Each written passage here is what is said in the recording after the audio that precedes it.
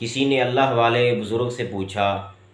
کہ یہ ہمیں کیسے معلوم ہوگا کہ اللہ تعالیٰ کی نظر میں ہمارا کیا مقام ہے؟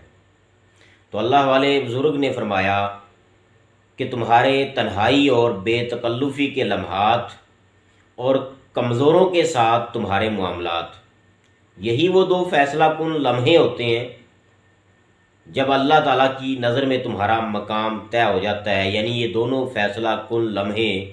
اللہ تعالیٰ کی نظر میں تمہارا مقام طے کر دیتے ہیں۔